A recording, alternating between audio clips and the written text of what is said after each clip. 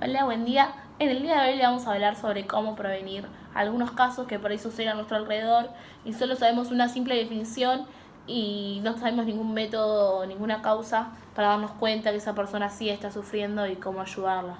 Bueno, por ejemplo, el bullying, que es la principal causa de suicidio entre los adolescentes. Es importante aprender cómo prevenir el bullying, principalmente saber que es una conducta dirigida a hacer daño repetida en el tiempo, donde es difícil salir por sus propios medios. Martu, ¿y cómo se podría prevenir? Bueno, si sos padre, fomentales valores como responsabilidades, poner límites, ayudarlos a controlar sus emociones. Y si sos profesor, dar charlas sobre el bullying, fíjate en los alumnos y hablar con ellos personalmente. ¿Y si soy yo el alumno y estoy sufriendo eso o otro alumno? Y te recomiendo que no juzgues, rechazá la violencia, no trates mal a tus compañeros. Prevenir el bullying está en manos de todos y cada uno de nosotros. Si pensás que tenés un problema que no podés resolver, pedí ayuda a un psicólogo o a tu misma familia. Violencia que tiene que ver con el cuerpo y la fuerza física. El castigo corporal es capaz de ocasionar dolor o incluso la muerte, así como sentimientos traumáticos y de humillación a la víctima. La violencia verbal es una forma de agresión que muchas veces puede pasar desapercibida porque no deja marcas, pero las lesiones causadas son muy dolorosas, como las que deja la violencia física o incluso más, y pueden ser más difíciles de sanar. El grooming comprende todas las conductas llevadas a cabo online por pedófilos, en este caso también llamados groomers, para ganar la confianza de niños y adolescentes, utilizando una identidad falsa, haciéndose pasar por una persona que no son. Ellos fingen buena onda para poder tener empatía y fingen tener intereses en común con ellos, con los niños y adolescentes, para poder concretar un abuso sexual. Generalmente crean identidades en aplicaciones como Facebook, Twitter o Instagram y desde ese lugar toman contacto con los niños y adolescentes para emprender un camino al engaño que finaliza con un abuso sexual o una violación. El primer caso de grooming en Argentina data el 2010, cuando un joven de 26 años fue detenido en Floresta por ser acusado por haber seducido a una chica de 14 años mediante Facebook y luego haberla violado. Él se había hecho pasar por un estudiante de cocina internacional. Bueno, en efecto el Senado de la Nación, el 2 de noviembre de 2011, aprobó la ley que incorpora en el artículo 128 bis al Código Penal y contempla la figura del grooming bajo la siguiente redacción.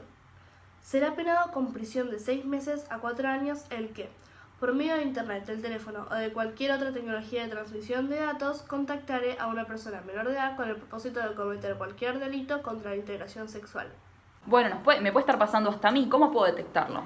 Y lo puedes detectar porque vas a ver que si se produce un notable aumento de disminución en el uso del niño o niña con sus dispositivos, y también te vas a dar cuenta porque esa persona va a mostrar respuestas emocionales, ya sea risa, enojo o un disgusto a lo que ocurre en la pantalla todo el tiempo a la hora de estar con el celular o una computadora, cualquier dispositivo. También vas a ver que si oculta la pantalla cuando un adulto esté cerca, es otro de cómo te puedes dar cuenta.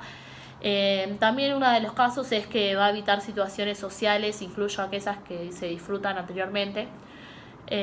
Y también uno de los últimos casos que son los más notables es que si se vuelve retraído, se deprime o si pierde interés en las personas y actividades que antes les gustaban hacer. Bueno, y ahora vamos a hablar de algo que nos afecta a todos, tanto a vos como a mí. Dice que según un estudio del IAD, 8 de cada 10 personas utilizan las redes sociales para publicar sus estados de ánimo, lo que comen, a dónde salen, con quién están, lo que hace que todo el tiempo. Lo que desencadenó este hecho es básicamente la popularidad de los celulares. Puedes acceder a las redes sociales a cualquier hora, Twitter, Instagram, lo que sea, y publicar todo. Puedes consultar el nombre de cualquier persona, básicamente buscándola hasta en Google, pones el nombre y te aparecen todos los datos. Dejó de ser una vida privada para ser una pública. Las personas se sienten desinhibidas que publican todo tipo de información. Y bueno, hay que tener en cuenta, cómo prevenirlo, es usar menos el celular, menos las redes sociales, estar más al aire libre, salir con los amigos, qué sé yo, y tener en cuenta que muchas de las cosas que hasta nosotros publicamos pueden terminar en cualquier lado, las puede ver cualquier persona, y muchas veces posta que nos puede perjudicar.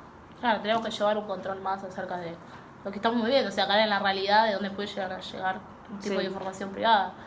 Es algo que a todos nos rodea y que tenemos que tener cuidado.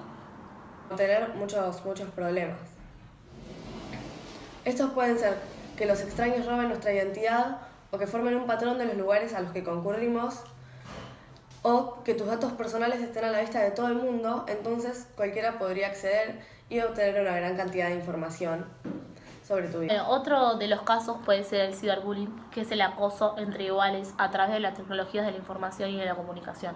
Ya sea insultar, amenazar, chantajear a través de envío o publicación de mensajes de texto, fotografías o ya sea un video. El acoso no siempre se expresa con un daño físico. El hostigamiento suele darse en el ámbito escolar, por lo que el acusador y la víctima suelen ser menores y compañeros de colegio o instituto. Algunos ejemplos de ciberbullying pueden ser crear perfiles falsos para ridiculizar, acosar o confesar en primera persona, hackear o robar contraseñas de correos electrónicos de la víctima, propagar rumores en foros sociales, enviar mensajes amenazantes, subir fotos a internet reales o fotomontajes, como por ejemplo Photoshop. Prevenir el ciberbullying. Bueno, la única manera de prevenir el ciberbullying es concientizando a los chicos. Los consejos que voy a dar ahora son algunos consejos que se dan en los colegios hoy en día para poder lograr que no haya tanto ciberbullying en las redes sociales. Bueno, por ejemplo, apoyar a quien lo necesite, reportar malos comportamientos. Si vos ves que tus compañeros están haciéndole bullying a tus otros compañeros, reportalo y de esa manera podemos evitar que haya más bullying. Seguir las reglas de tu familia. Piensa antes de publicar, enviar mensajes y compartir.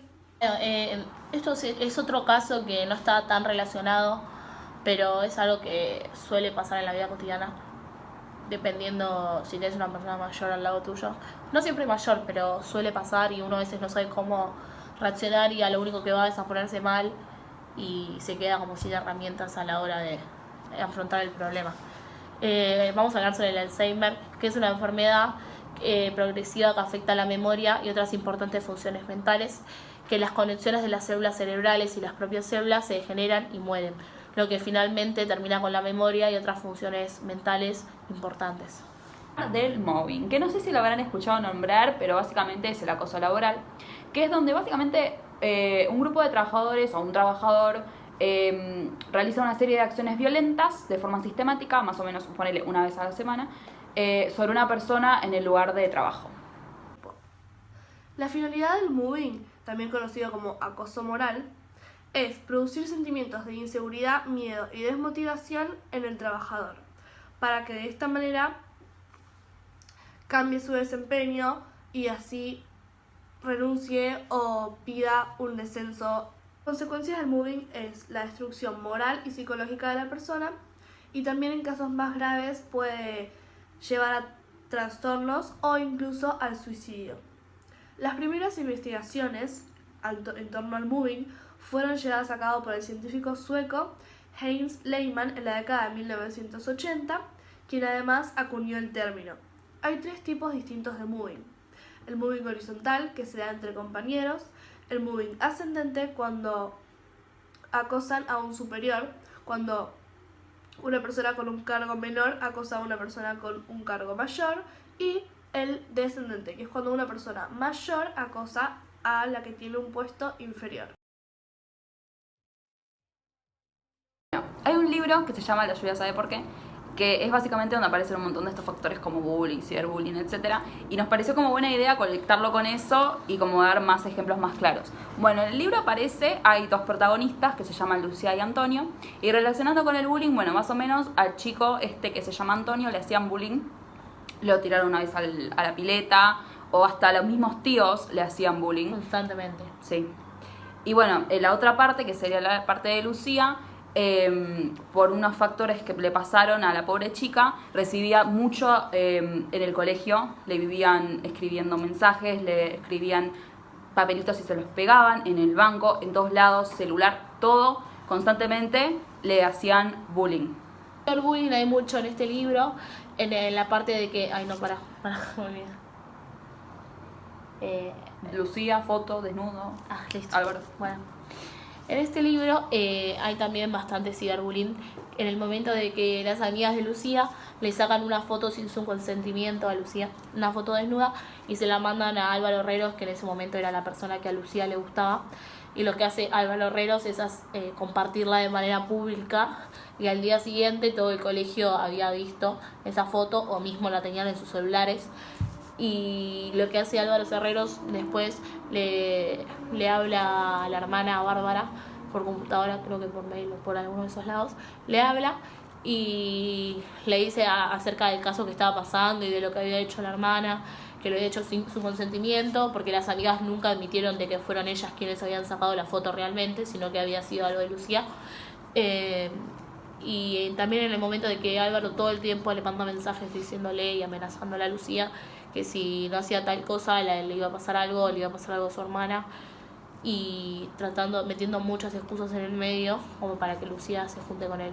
Sí, mismo la chica quedó sola y las amigas se hacían como las víctimas, haciéndola sentir mal, cuando pobre no tenía nada que ver, pero bueno, nada. También lo que encontramos en este libro básicamente es cómo todo lo privado pasa a ser público. Por ejemplo, como dijo ella, en el momento en el que las amigas le sacan la foto y se la mandan a un chico, y ese chico la difunde, es algo tan íntimo, una foto de uno que termina en las manos de cualquiera, y todo lo que los demás pueden hacer y cómo eso tipo te puede terminar haciendo mal a vos, como un montón de cosas, también no solamente una foto, sino también tu información o tus cosas privadas pueden terminar en la mano de cualquiera, y tampoco puedes saber exactamente qué puede pasar con eso. El caso de Alzheimer que hay en este libro es cuando el padre de Delfina, que es la profesora de un taller donde Lucía iba a hacer pulseras, y gracias a ella pudo entrar en confianza y cortarle algunas situaciones que no tenía que contárselas, y Delfina, el papá de Delfina, sufre Alzheimer. Entonces lo que Delfina hace para que el padre se acuerde, porque se había ido de la casa, y en ese momento cuando se había ido de la casa, en la casa había pintores y estaban pintando la casa y nada, entonces lo que pensó fue en volver a pintar la casa con los colores que había antes, como para que el padre si pasara por la casa la reconozca. Además se ponía todo el tiempo cosas llamativas, ya sea ropa o muchas pulseras o muchos collares, porque era lo que solía hacer. Entonces el padre era la única forma de que podía reconocerla. Y claro, para destacar también por si se lo cruzaba alguna vez, como que la reconozca. Pues el móvil lo podemos ver en el libro, lo vamos a destacar más por el lado del estrés laboral, por la mamá de Antonio, que tuvo que viajar cuando él era chico, y que fue una de las cosas que más le afectó a él, no tener a su compañera al lado, y por el estrés laboral, y que tenía que viajar y no ver a su hijo y no pasar tiempo con su hijo debido al trabajo, y no tenía ningún tiempo como para tomárselo y venir. Y también por otro lado es por la tía de Antonio, que llegaba del trabajo muy cansada, y como no quería discutir y sabía de la realidad que estaba viviendo su sobrino y de cómo su marido Norberto lo trataba, para no tener conflictos, y llegaba muy cansada con ese estrés laboral, lo que hacía era darle la razón a su tío sin saber el daño que le causaba a su propio sobrino. Dando un fin a todo esto. Creo que, espero que les haya servido, y que a la hora de que si tienen una persona a su alrededor que lo sufre, puedan afrontar el problema y ver cómo ayudarla. O también para ustedes, si alguna vez les llega a pasar algo, tenerlo más en cuenta. Claro. Y que sepan que siempre busquen refugiarse en terceras personas, y que puede afectar de muchas maneras, o sea, no solo de las que dijimos, también puede afectar en sus relaciones con personas, dejar de hacer cosas que por ahí les gustan, y al momento de que les agarra, sea lo que sea, no lo dejan de hacer. Puede llevar también a consumir drogas, o al pensar incluso en el suicidio. Depende de cada persona, igual, son como varios factores que pueden llegar a pasar. Así que espero que les haya servido, y les deseamos mucha suerte, y ojalá que no les toque vivir alguna situación fea. Y a sus familiares o amigos tampoco.